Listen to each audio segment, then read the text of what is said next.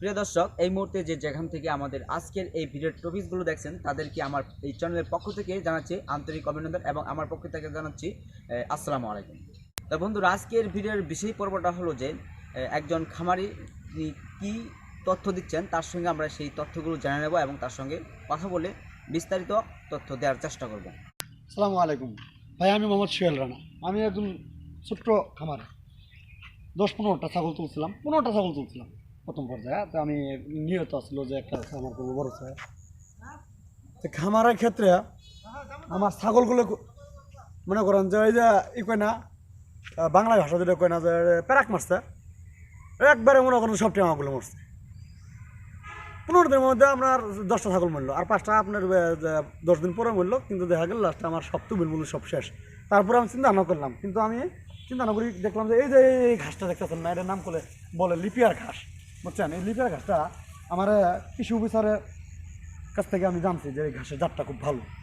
তো উনি বলছে যে এই ঘাসটা লাগালে আপনি ছাগল পালনের আগে 3 মাস আগে ঘাস লালন পালন করা লাগবে। তা আমি 3 মাস আগে ঘাসটা আমি লাগাইছি।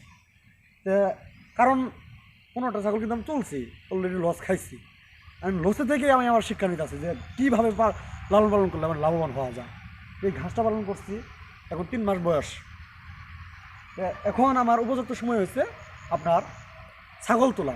এখন আমি চিন্তা ভাবনা করছি যে 20টা ছাগল নিয়ে এক খামার শুরু করবো।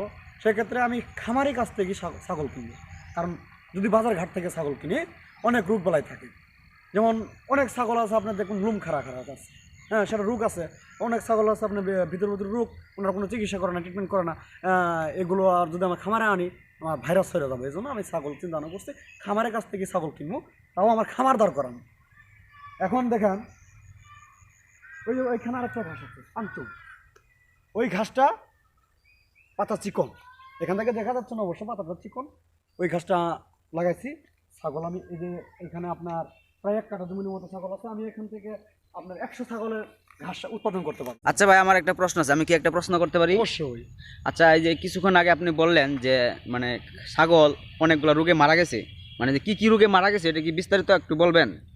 হ্যাঁ, আমার ছাগল যে প্রথম 15টা ছাগল কিনলাম, তার মধ্যে আপনি দেখেন ওই সময় কিন্তু ঘাস ছিল না, ঠিক আছে? প্রথম সমস্যাই মনে করেন যে এটা একটা প্রথম সমস্যা ছিল যে ছাগল লালন পালনের ক্ষেত্রে ঘাস আপনার খাওয়াতে হবে, ঘাস তাদের প্রধান খাদ্য। হ্যাঁ, এই ঘাস নাই, এটা একটা প্রধান কারণ। তারপর দ্বিতীয় হচ্ছে আপনার ছাগলগুলো আমি কিনছিলাম বিভিন্ন হাট বাজার থেকে। হ্যাঁ, সেখানে দেখা গেছে আমি ছাগল ওই সময় মানে চিহ্নিত করতে পারতাম না যে ছাগল আসলে কীভাবে আমি চিহ্নিত করবো ভালো ছাগল কোনটা এবং খারাপ ছাগল কোনটা। হ্যাঁ, সেটা আমি চিহ্নিত করে ছাগল কিনতে পারি নাই, এটা একটা কারণ। আর একটা কারণ হচ্ছে আপনার যেখানে এই সময় মতো আমার খামারে আনার পরে ওনারা যে ছাগলগুলো নিয়ে আসছি সেগুলো তো তারা ওই কিমি ট্যাবলেট নিয়মিত খেলে নেয়, তারপর পিপিআর ভ্যাকসিন করে নেয়। হ্যাঁ, মূলত পিপিআর ভ্যাকসিন যদি না করে, পিপিআর রোগটা যদি ছাগলের হয় তাহলে ছাগলগুলো আপনার মারা যাবে। মূলত এই কারণ। তারপর ওই সময় মাছাতে পালতাম না। হ্যাঁ, কারণ ছাগল আপনার অবশ্যই মাছাতে পালতে হবে। মাছাতে যেহেতু পালতাম না ছাগল আপনার, সেই ক্ষেত্রে আমার কাছে মনে হয় এই কারণগুলোর জন্যই ছাগল মারা গেছে। আরও কেউ একটা ভ্যাকসিন আছে, সেগুলো আবার আপনার আর ডাক্তারের কাছে গেলে আর অনেকগুলো ভ্যাকসিনের কথা ওনারা বলে। তো আমি মনে করি যে ওই অপরিকল্পিতভাবে আমি খামার শুরু করছিলাম, এটা প্রধান কারণ। তারপরে হচ্ছে ঘাস নাই। হ্যাঁ, তারপরে হচ্ছে আপনার বিভিন্ন হাট বাজার থেকে কিনছি, এগুলো সমস্যার জন্য আমার ছাগলগুলো মারা গেছে। তার মানে আপনি বলতে চাচ্ছেন যে আসলে মানে কি রোগে হয়েছে এটা আসলে আপনার জানা ছিল না? না, এটা তো আসলে রোগ নির্ণয় করা সম্ভব না, কারণ কি রোগে হয়েছে এটা তো মারা গেছে। এখন আপনি দেখেন হয়তো পিপিআর ভ্যাকসিন, পিপিআরও হতে পারে, মানে পিপিআর ভ্যাকসিন জানেন কিন্তু পিপিআর রোগটা হতে পারে। আচ্ছা ভাই, এই যে এখন কি আপনি সেই রোগগুলো সম্পর্কে একটু সচেতন হয়েছেন? হ্যাঁ, এখন সচেতন হয়েছি। আপনি যখন দেখেন আমার ছাগলের ক্ষেত্রে যদি আমি খামারি কাছ থেকে ছাগল কিনি সেজন্য মানে সেক্ষেত্রে আমি লাভবান হবো, কারণ খামারি ছাগলগুলো ওনারা নিয়মিত ট্রিটমেন্ট করে। কারণ আপনাকে ছাগলকে অবশ্যই নিয়মিত 3 মাস পর পর, বছরে 4 বার আপনার কিমি ট্যাবলেট খাওয়াতে হবে, 6 মাস পর পর আপনার পিপিআর ভ্যাকসিন করতে হবে এবং মাছাতে পালতে হবে।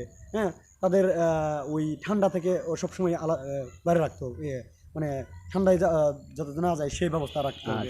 আচ্ছা ভাই, যে আপনি তো ছাগল পালছেন, ছাগলের জন্য নেপিয়ার ঘাস চাষ করলেন, তো ছাগল ছাড়া কি আপনার কি অন্য কোনো পরিকল্পনা আছে বা অন্য কোনো মানে গোয়াল বা গরু টুরু এরকম? হ্যাঁ, ছাগল ছাড়া আমার ছাগলটা হচ্ছে মূল উদ্দেশ্য।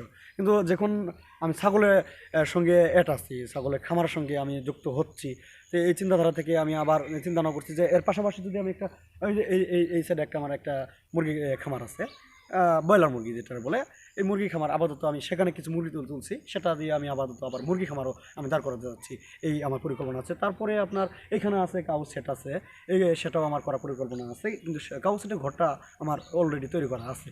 আচ্ছা ভাই, তাহলে আপনার কাউসের ঘরটা একটু যাওয়া যাক, একটু দেখা যাক নাকি? অবশ্যই কাউ সেটের এদিকে আসেন, কাউ সেটের ঘরটা